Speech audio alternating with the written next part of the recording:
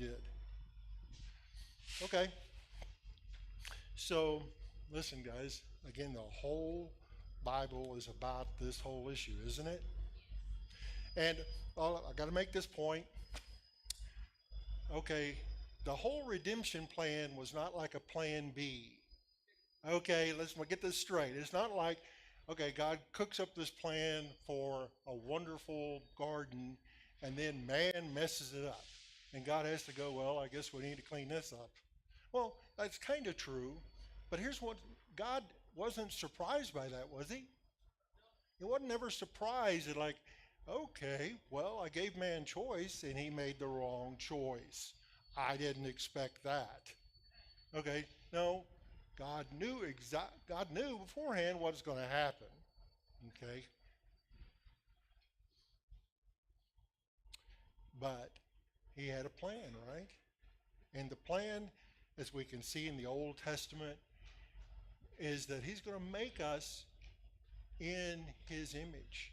He's going to reestablish that relationship. So, even in the Old Testament, we know that we have several store accounts of men and women who encountered God. This and reestablished relationships, or didn't in some cases. But I think there was this desire that even when they lived in cultures where they had idols, many different gods, there was a desire of the faithful, a few, that they would actually engage with God.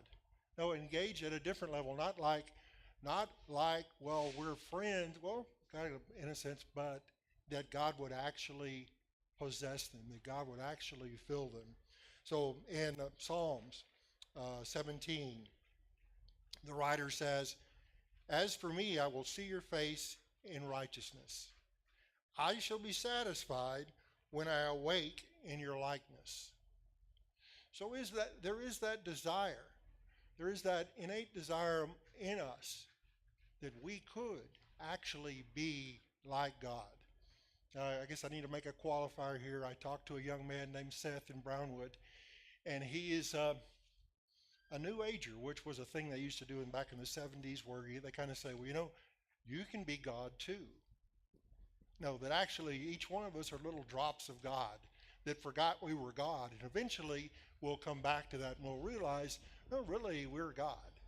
Okay, that's not what I'm talking about. When we talk about that we will be in God's likeness, that means we will be like God. We're not ever going to be God. Now, understand, I want to make sure you understand what I'm saying here. That there is a clear distinction in us having the look of God, having the look of God by what we do. We also use the phrase or the word fragrance, that people can kind of like, people are going, I smell God around here. Something's happening. I definitely smell Jesus by what we do. Well, actually, some people are going to smell it and go, oh my goodness, I don't like that. But we are the fragrance of Christ. We are in God's image, right? And so, like the writer of Psalms was clear about that. So, how does this happen? How then does God reestablish uh, this possession of us? First of all, can we talk a little bit, just one more thing about history? We know that there was a Reformation, which was totally cool. Big pro-Reformation person right here. Yay, Martin Luther. Okay, all those guys. I in fact am a Protestant of sorts, if you want to put me in that group. But sometimes, people kind of forget things. Certainly, the big part of our relationship with God is, of course, salvation, right? For by grace you are saved through faith, and this not of yourselves, it is the gift of God. It is the gift of God. So, and what did we do to do that, to fix that? Well, I guess the one thing we did was realize the obvious. We're going to hell unless Jesus saves us. And even that it's not like I figured that out. I did some kind of equation. It was the Holy Spirit that stirred my heart. when I was at Howard Payne, and I don't know if you've ever been to Brownwood. If you've been to Brownwood, you see this